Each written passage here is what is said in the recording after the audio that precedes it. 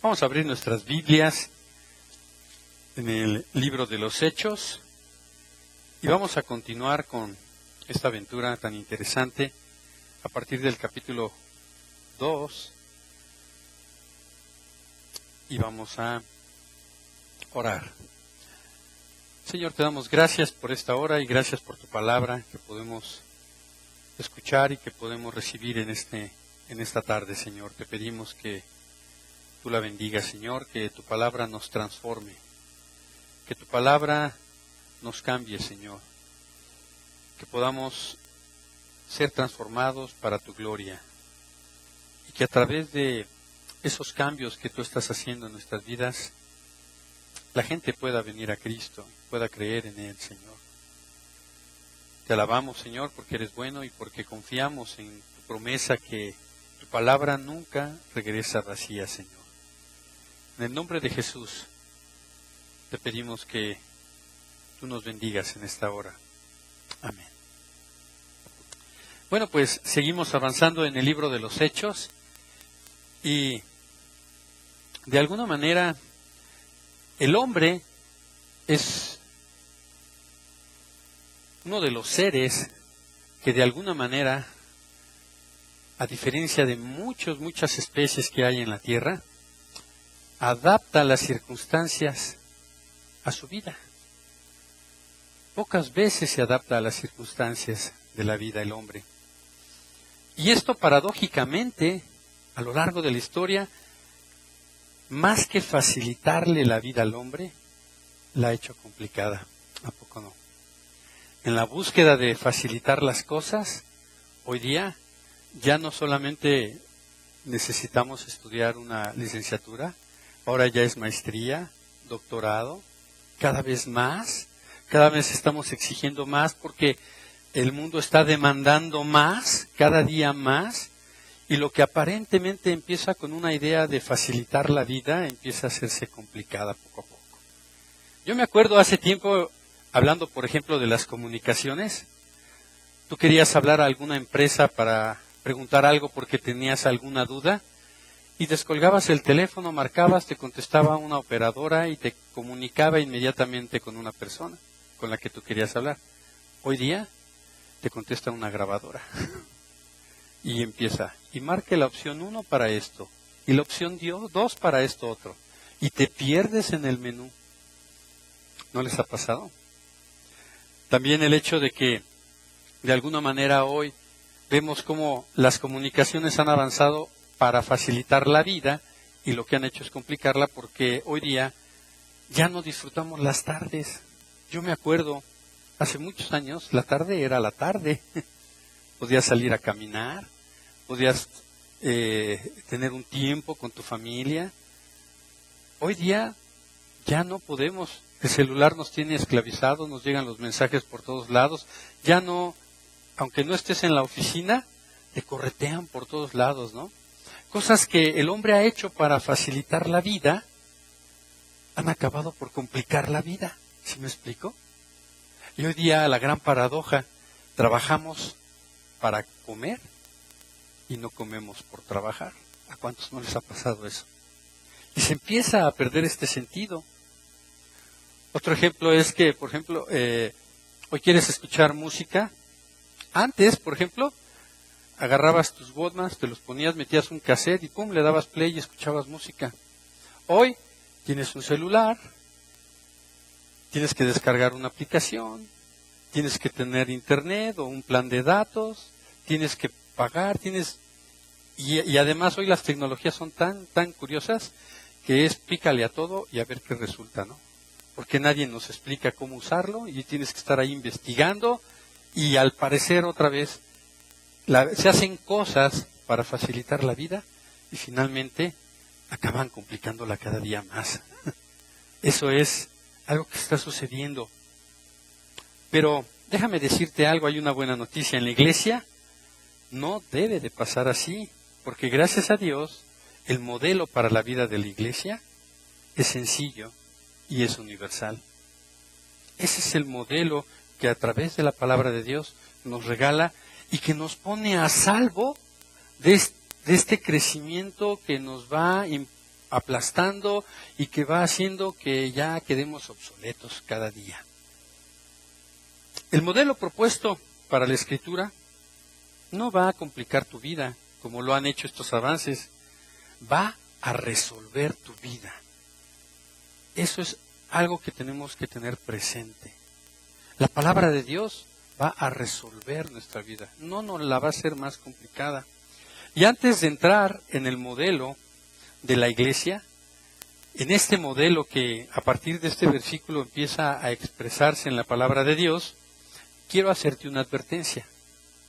Y esta advertencia tiene que ver con que, aunque hay un modelo para que la iglesia sea perfecta, no hay una iglesia perfecta. La iglesia está perfeccionándose constantemente hasta la promesa que tenemos que el Señor Jesús vendrá por segunda vez por su iglesia. Así que si tú tienes el concepto de que vas a ir a la iglesia, a una iglesia perfecta, a una iglesia donde no hay problemas, déjame decirte que estás equivocado.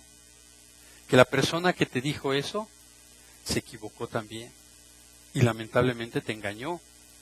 Porque realmente en la iglesia vamos bregando con muchas situaciones que tienen que ver con nuestro pecado también. Dios nos está perfeccionando día a día. Hoy día aquí en la iglesia Montebrón no es la iglesia perfecta, pero nos estamos esforzando por ser una iglesia apegada a una sana doctrina y que todas las cosas que aquí hacemos sean bíblicas. Porque un principio que tenemos aquí es que somos una iglesia cristocéntrica y basada en la palabra de Dios. Que este libro tiene todo lo que debemos creer y todo lo que debemos hacer. Pero más sin embargo existen muchas cosas que se han vuelto a veces complejas y que tenemos que bregar con ellas.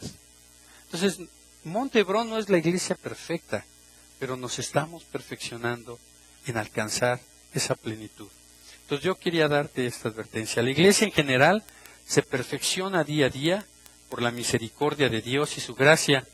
Si nosotros ponemos atención en el modelo que la palabra de Dios nos va a enseñar en el libro de los Hechos, podemos estar a salvo del sistema de este mundo, del error y poder vivir una vida en plenitud.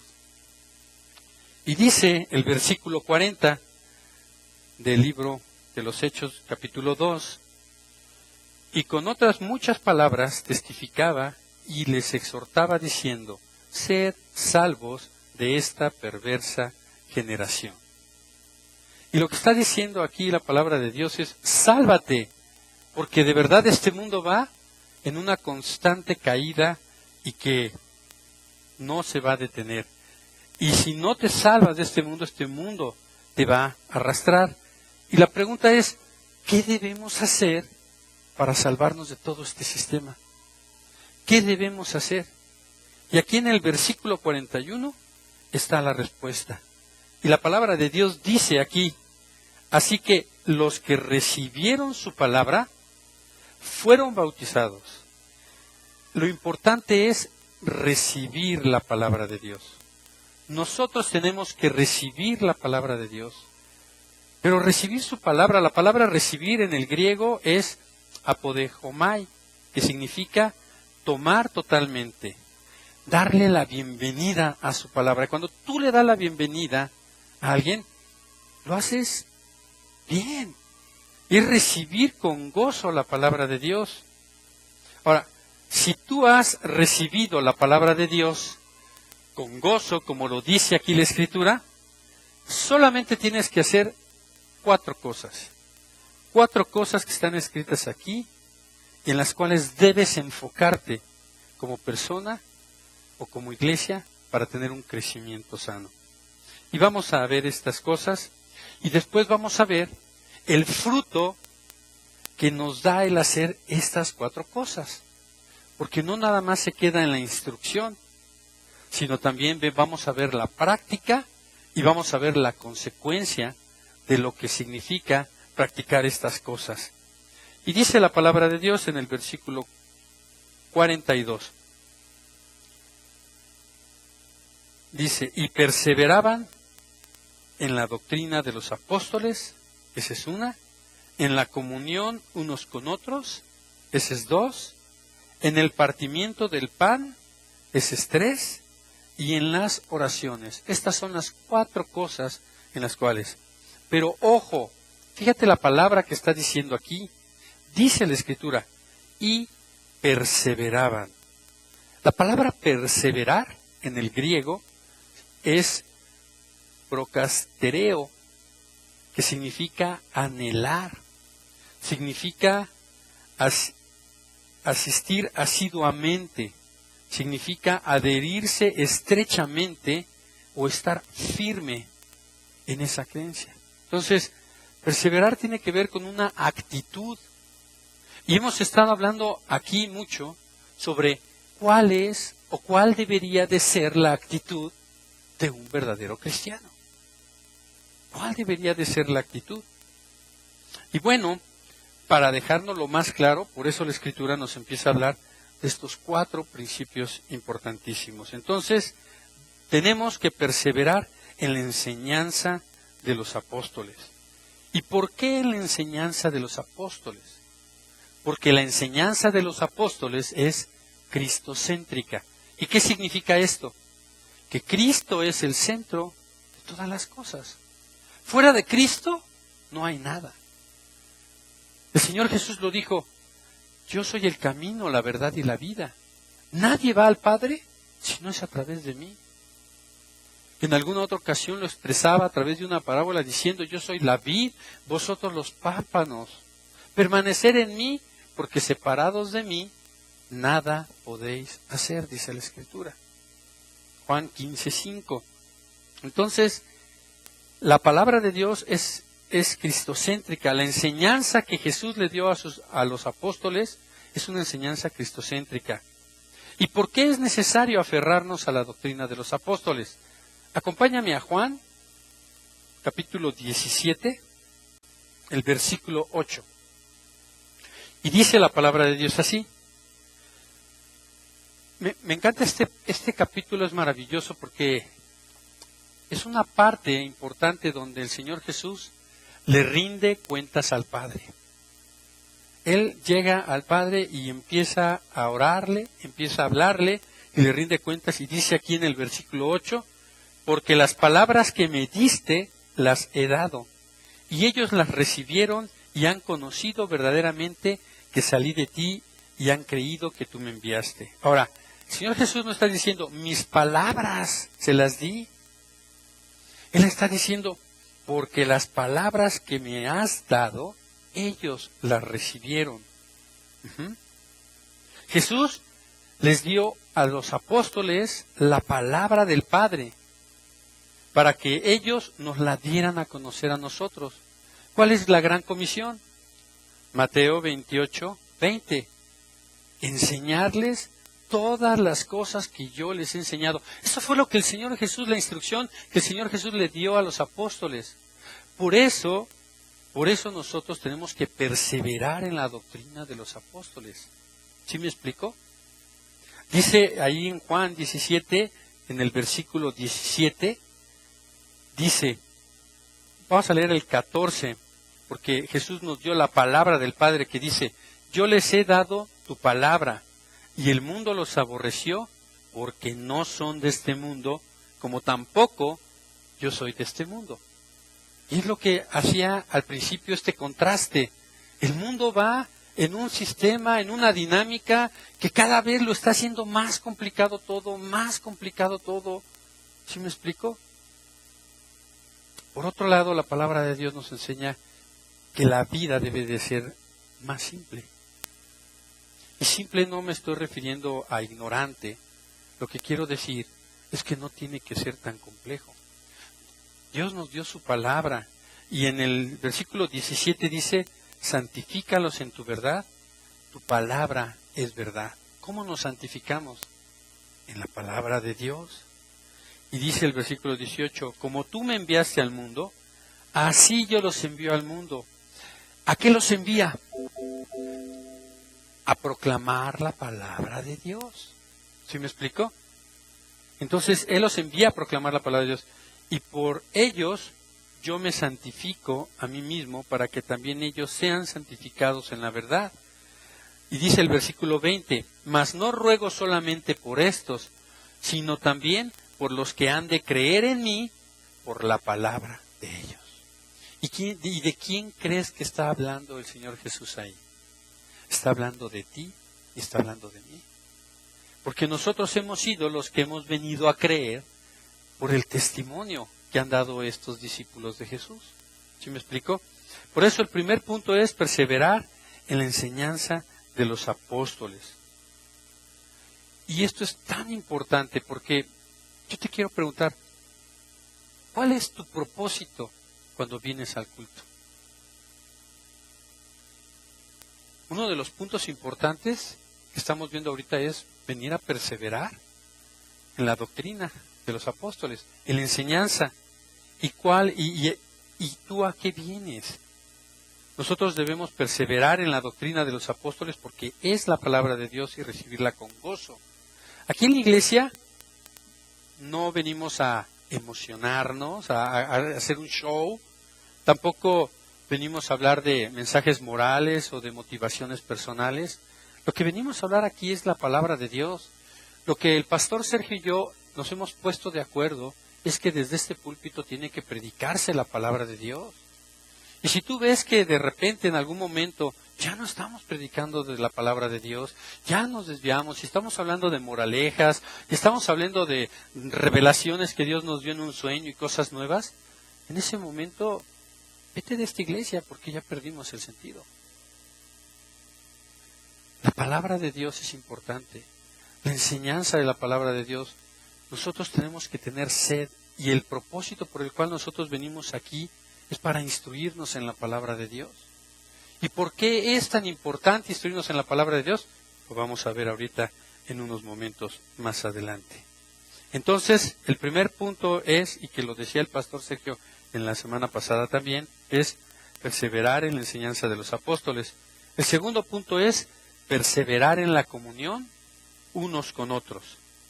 Y hay una palabrita que nosotros ocupamos mucho aquí en la iglesia y se ocupa mucho como parte de la jerga cristiana, ¿no? Y esta palabra es koinonía. A lo mejor la han escuchado ustedes que la hemos expresado aquí en varias ocasiones. La verdad es que la primera vez que yo oí de esa palabra fue en la iglesia. Yo no sabía qué era la koinonía, pero entendí que la koinonía tiene que ver con participar en las necesidades, en las tristezas, en el dolor, en la alegría, en la convivencia con los hermanos. Pero no solamente eso, sino participar también del culto. Cuando nosotros estamos aquí, como un cuerpo en Cristo, de manera unánime, estamos adorando a Dios. Y todos somos importantes aquí. No es lo mismo cantar uno solo que cuando se escucha la voz de todos que estamos adorando al Señor. La palabra de Dios dice que debemos perseverar en esta comunión unos por otros, porque el tener esta comunión nos permite tener identidad como cristianos. Mira, acompáñame a Hebreos 10.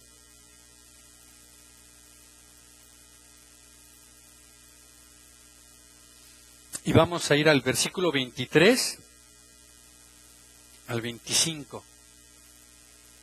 Hebreos 10, del 23 al 25.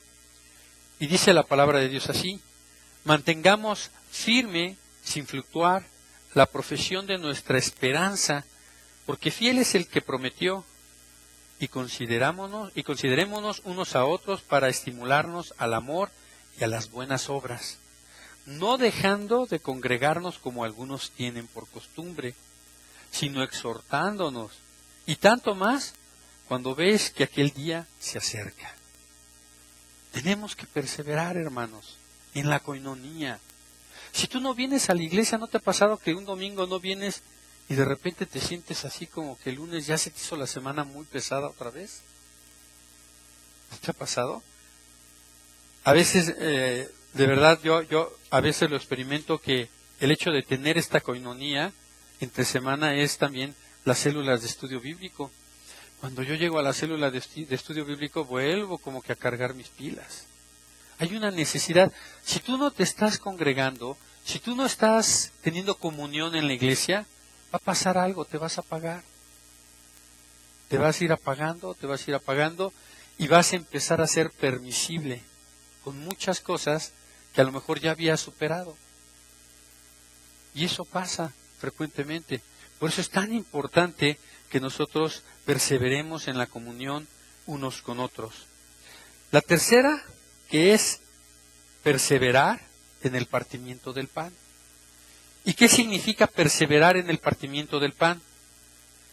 La palabra de Dios, algunos dicen, bueno, se trata de comer juntos, y pues aquí comemos juntos una vez al mes, pero yo creo que no, más bien no se está refiriendo específicamente a ese tipo de comida.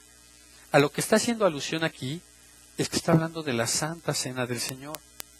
Acompáñame ahí a 1 Corintios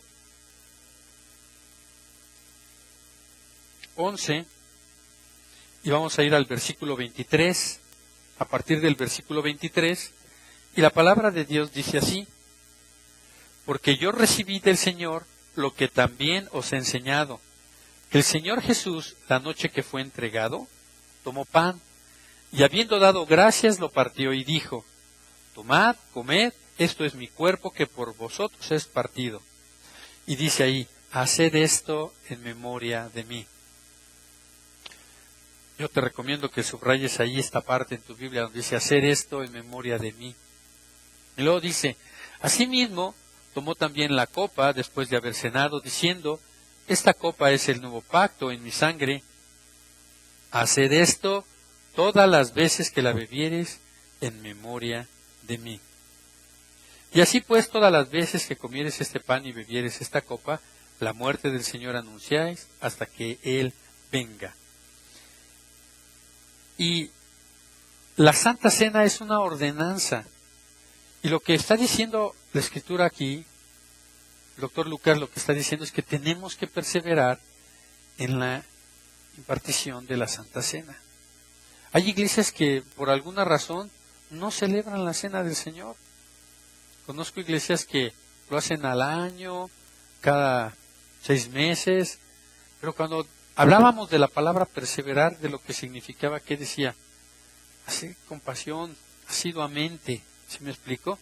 Por eso nosotros aquí en la congregación lo hacemos el primer domingo de cada mes.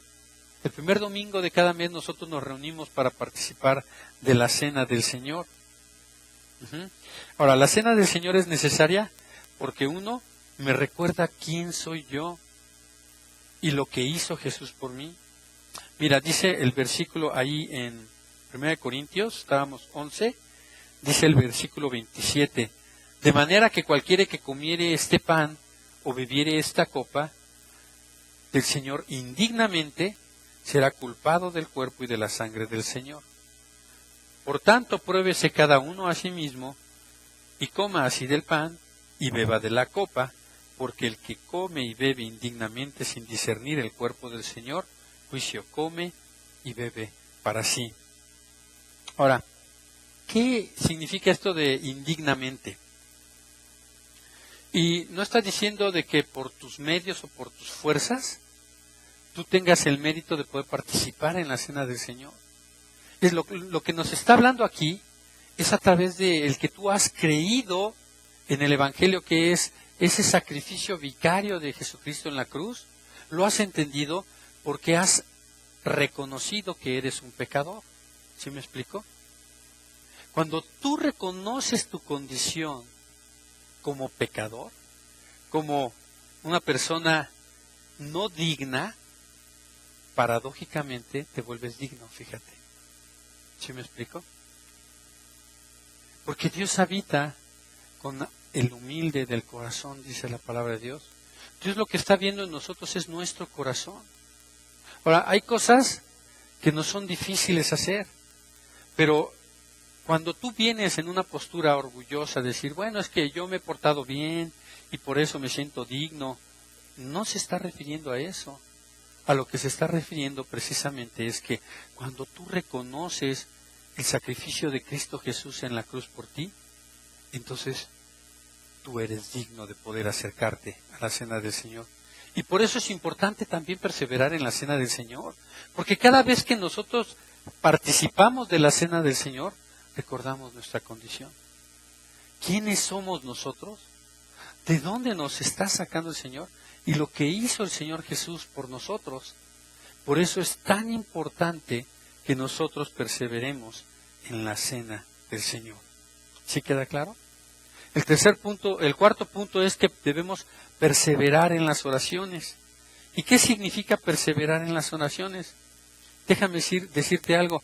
Esto es tan importante porque a través de este hecho podemos amarrar los otros tres principios. ¿Sí me explico? Por ejemplo, cuando estudiamos la palabra de Dios y perseveramos en la doctrina del Señor, ¿cómo es que yo le contesto al Señor de lo que Él está haciendo en mi vida? Pues a través de la oración, ¿verdad? Dice el Salmo 119 en el versículo 105, que es lámpara a mis pies su palabra, y ella guía mi camino. Cuando, por ejemplo, no sé cómo actuar o cómo resolver un problema, ¿qué dice la palabra de Dios ahí en Santiago 1? Que si alguno tiene falta de sabiduría, ¿qué? Pídasela a Dios. ¿Cómo se la voy a pedir? En oración. ¿Ven qué importante es la oración? A veces decimos, bueno, es que yo no sé orar. Bueno, cuando tú empiezas a leer la palabra de Dios y te empiezas a cuestionar y le preguntas a Dios, ya estás orando. Cuando tienes una duda y necesitas saber algo y le pides a Dios que te dé revelación, ya estás orando. Entonces, cuando no sé cómo actuar y cómo resolver un problema, pues se lo pido en oración.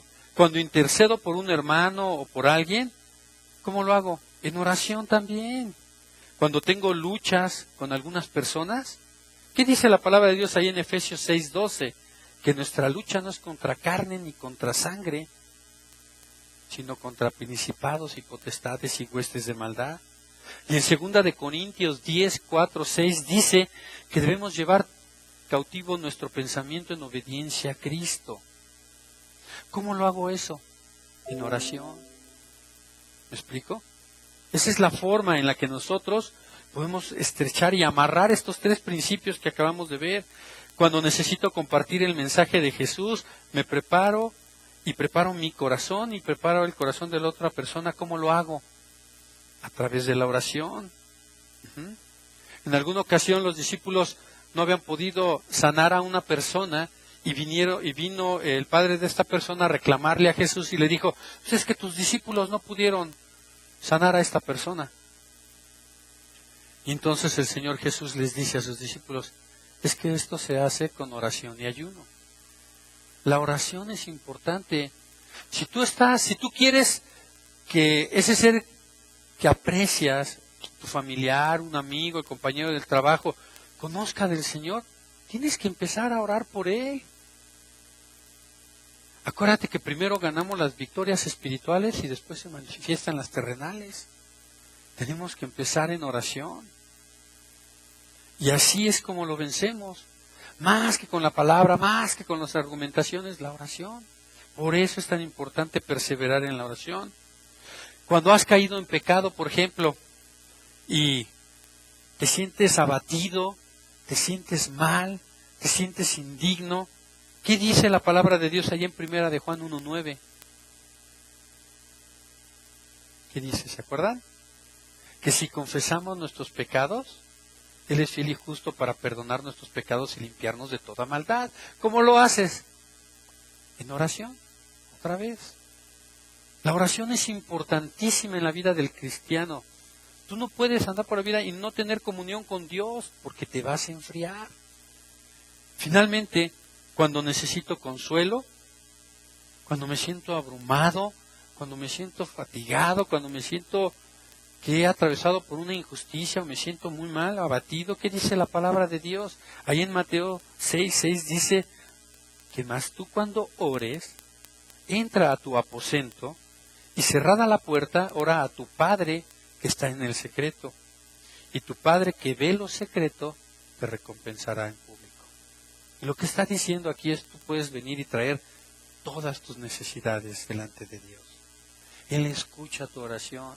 Él está atento. Él está esperando que nosotros oremos. Hay muchas formas de abrir las ventanas de los cielos. En Malaquías se utiliza esa expresión de abrir las ventanas de los cielos cuando dice, y traedme los diezmos al alfolí y dice, y abriré las ventanas de los cielos para que haya bendición hasta que sobreabunde. Cuando tú oras y perseveras en la oración, estás abriendo una ventana en el cielo. ¿Sí me explico? Porque tu oración va acompañada de tu fe. Y tu fe va acompañada de lo que oíste de la palabra de Dios, ¿sí me explico? Y eso hace una oración eficaz. Por eso te he estado dando estos ejemplos. Así que si por alguna razón te sientes mal, te sientes sin gozo, te sientes sin paz, o seguramente a lo mejor estás abrumado simplemente, es porque seguramente has descuidado alguna de estas 4 áreas en tu vida. Pero déjame decirte algo. Hay un fruto. Cuando nosotros perseveramos en estas cosas, hay un fruto. Y vamos a revisarlo ahorita. Dice la palabra de Dios. Vamos a leer desde el versículo 42 de Hechos 2. Dice, y perseveraban en la doctrina de los apóstoles, en la comunión unos con otros, en el partimiento del pan y en las oraciones. 4 cosas. Y sobrevino temor a toda persona. Ahí tenemos un primer principio. Cuando tú perseveras en estas cosas, tú entiendes el temor a Dios. Y no es un temor de miedo, es un temor de respeto, porque has entendido quién es Dios. ¿Sí me explico? Porque además estás agradecido con Dios. Cuando tú estás en un trabajo y te contratan y tu jefe te trata bien, tú estás agradecido con él y sientes temor al hacer tu trabajo bien, ¿verdad? Con responsabilidad, y temes el fallar al trabajo. ¿Por qué? Porque es una bendición el que tú estés ahí. Igual es una bendición que Dios nos haya alcanzado con su gracia a través de su Espíritu Santo y podamos venir y reconocerle a Él y conocerle a Él, y eso nos hace que nosotros podamos guardar su palabra. Y entonces ya no es el temor de, es que me va a castigar, no, es que de verdad estoy agradecido con Dios, por eso es que guardo su palabra. Y dice el Salmo 19, versículo 9, que el temor de Jehová es limpio y permanece para siempre. Ahí en 2 de Corintios 7, versículo 1 dice que la santidad se perfecciona en el temor a Dios. Tu santidad se perfecciona en el temor a Dios. Entonces, si tú estás pensando que para tener una mejor comunión con Dios necesitas estar en santidad, el principio es tu temor a Dios. ¿Sí me explico? Esa es una de las primeras cosas. El temor de Dios es lo que puede hacerte caminar en santidad. El temor de Dios es comprender y estar consciente de que Dios lo ve todo. Él lo ve todo. ¿Cuántas cosas hacemos que si tuviéramos la conciencia, si Jesús estuviera aquí al lado nuestro, cuántas cosas dejarías de hacer en un día? Que haces, que sabes, que están mal. Imagínate, tu mirada cómo estaría, tus pensamientos, tus oídos, lo que dices con tu boca, ¿cómo sería? ¿Estarías consciente? Bueno, realmente el Señor Jesús está ahí, y cuando pecas Él está ahí, y no lo puedes evitar, Él está ahí, tú no te puedes esconder de la presencia de Dios. La palabra de Dios dice, subiré a los montes, iré hasta lo profundo. ¿Dónde está Dios? Está en todas partes, Él está ahí. No te puedes esconder de Dios. Entonces, el primer fruto que va a producir estos 4 elementos en tu vida es el temor a Dios. El segundo dice, y sobrevino temor, en el versículo 43, a toda persona. y muchas maravillas y señales eran hechas por los apóstoles. El segundo fruto es que vas a hacer maravillas. Vas a hacer maravillas. Imagínate tú haciendo maravillas. Y una de las cosas que el otro día comentaba es que a veces hablamos de las maravillas como si fuera algo así mágico, como si ay, voy a resucitar un muerto, ay, voy a hacer esto. Pero no, fíjate, hay algo importante aquí en esta palabra. Cuando la gente empieza a ver en ti esos cambios, la gente se maravilla.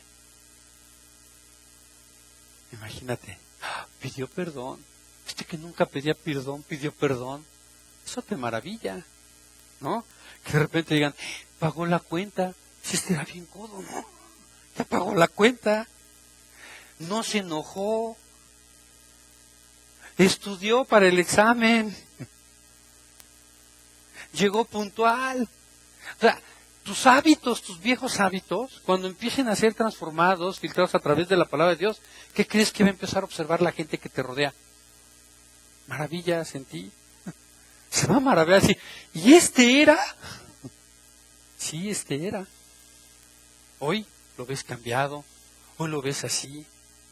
Y esas son las maravillas que Dios hace. Entonces, no estés esperando que va a haber cosas así. Dios va a empezar a hacer cambios en ti. Va a empezar a hacer que el mundo te maravilla, se maraville, porque de verdad así sucede.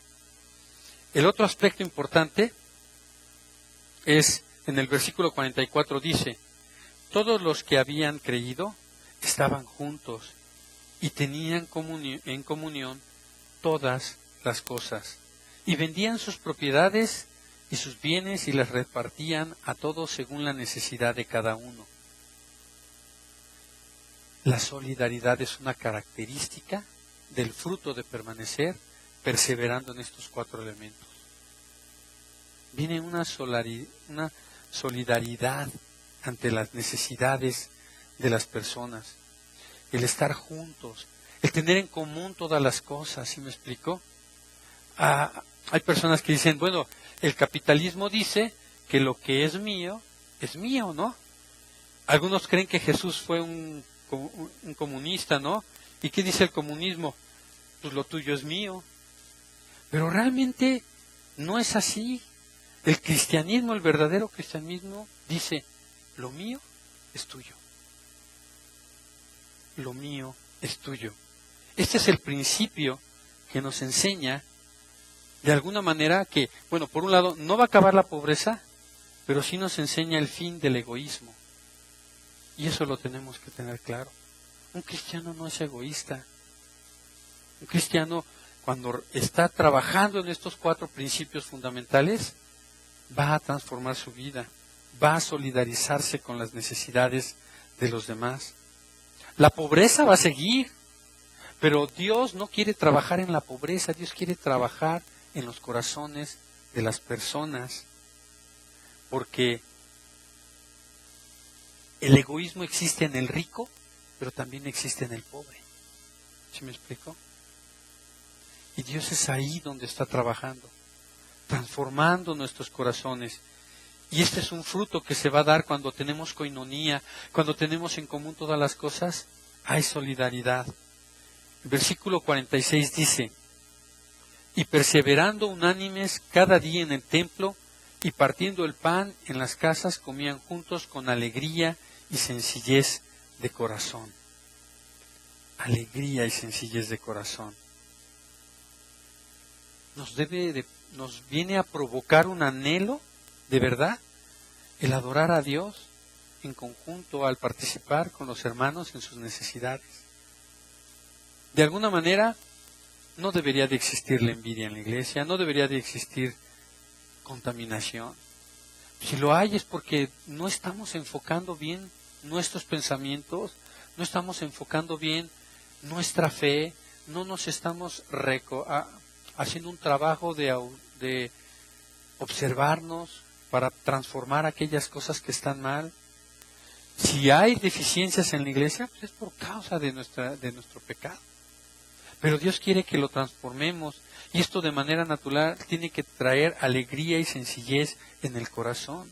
Ahora, si tú te congregas y estás con los hermanos en armonía, créeme, va a ser más fácil estas cosas darlas. Hay un salmo que me hizo revisar un aspecto interesante. Mira, acompáñame, el Salmo 73.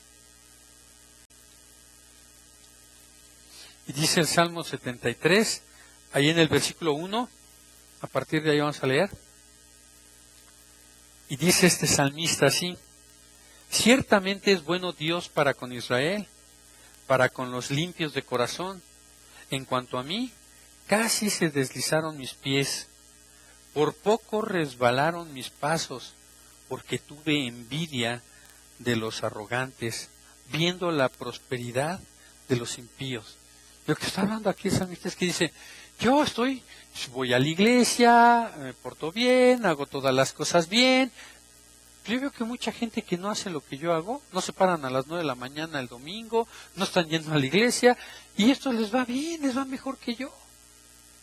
Cuando tú te apartas de congregarte, cuando tú dejas de estar en comunión con la iglesia, pierdes la alegría y la sencillez en tu corazón. ¿Sí me explico? Y lo que estaba describiendo en este salmo, este salmista, llegando ahí al versículo 13, dice, verdaderamente en vano he limpiado mi corazón y lavado mis manos en inocencia, pues he sido azotado todo el día y castigado todas las mañanas. Si dijera yo, hablaré como ellos, he aquí, a la generación de tus hijos engañaría. Cuando pensé para saber esto, fue duro trabajo para mí. O sea, él estaba en esa lucha y decía, estos prosperan y todos, pues voy a empezar a hablar como ellos, voy a empezar a juntarme con ellos. Cuando tú no te congregas, cuando tú no vienes a la iglesia, cuando no estás en coinonía, te empiezas a enfriar y entonces esas cosas empiezan a ser atractivas para ti. Pero lo que dice el salmista aquí en el versículo 17, dice, hasta que entrando en el santuario de Dios, comprendí el fin de ellos. Y cuando tú te das cuenta que la vida es más que estos 80 años que puedas vivir, o 70 o 60, no sé cuántos Dios te preste vida, cuando te das cuenta que hay toda una eternidad, entonces dices, no, pues sí, zafo, ¿no? Con los del mundo. Pero cuando no estás congregándote, cuando no estás viniendo a la iglesia, híjole, te empiezas a diluir en tu pensamiento y empiezas a pensar como la gente del mundo. Y tu corazón se hincha de lo contrario que es alegría y sencillez de corazón. ¿Qué significa esto? De amargura y de rencor o de envidia, o te sientes, es que me han tratado bien mal, ¿no? No, para nada. El estar aquí produce alegría y sencillez de corazón. Y dice el versículo 47, finalmente, alabando a Dios y teniendo favor con todo el pueblo. Esta es otra de las características. Te va a producir alabanza al Señor. Cuando tú permaneces en estas 4 cosas que hemos estudiado aquí, viene gozo a tu corazón y viene un corazón agradecido, una actitud agradecida con Dios, porque el fruto de tus obras va a dar buen testimonio. El cristiano que está firme inspira respeto. No sé si tú lo has notado, pero yo conozco personas que a lo mejor yo les caigo mal. Es que este Raimundo es así, es así, es así. Pero los cristianos infundimos respeto, simple y sencillamente porque la gente sabe que tú tienes una convicción, que tú estás parado en una creencia, en una convicción, en una fe. La gente del mundo no tiene convicciones. La gente del mundo ahorita te dice una cosa, mañana creen en otra cosa, pasado mañana están haciendo todo lo contrario. Y a los cristianos, aunque les caigamos mal, créeme, nos respetan, nos ven con respeto. Y eso es algo que empieza a reflejarse en nosotros cuando guardamos estas cosas. El problema del mundo es que ellos no tienen un punto fijo y por eso fluctúan en sus pensamientos y son de doble ánimo. Y la palabra de Dios dice que las personas de doble ánimo son inconstantes en todos sus caminos, finalmente. Entonces, para esto somos llamados, porque a través de estos 5 elementos que podrían ser el fruto de haber sido observado y siendo obediente en perseverar en esos 4 principios que vimos al principio, que es perseverar en la doctrina de los apóstoles, en la comunión con la iglesia, tu participación en la cena del Señor y en las oraciones, te va a traer como fruto tener temor a Dios, que la gente vea maravillas en ti, que haya un corazón de solidaridad en ti, que haya alegría y sencillez de corazón, y finalmente gratitud a Dios por lo que Él está haciendo en nuestras vidas. Y termina este pasaje diciendo, y cada día el Señor añadía a la iglesia a los que tenían que ser salvos. La mayoría de los que estamos aquí, ¿cómo hemos llegado? Algo viste en una persona que le dijiste, algo tienes tú, ¿eh? ¿Qué es? Y esa persona te invitó y te dijo, ve, y ve. Y cuando tú llegaste a este lugar y viste, ¿por qué te quedaste? ¿Por qué decidiste quedarte? Porque fue de testimonio para ti lo que esa persona te dijo. Así que tenemos confianza en el Señor que nosotros, a través de el guardar y perseverar en estos 4 principios, vamos a producir este fruto que finalmente se va a constituir en un crecimiento en esta iglesia. Nosotros tenemos que reproducir cristianos, y a eso somos llamados, a dar testimonio. No andar dando bibliazos, ay, esto está mal, y andarnos parando ahí como jueces, sino más bien con nuestro testimonio, perseverando en estas cosas, que la gente vea lo que Cristo está haciendo en ti. Amén.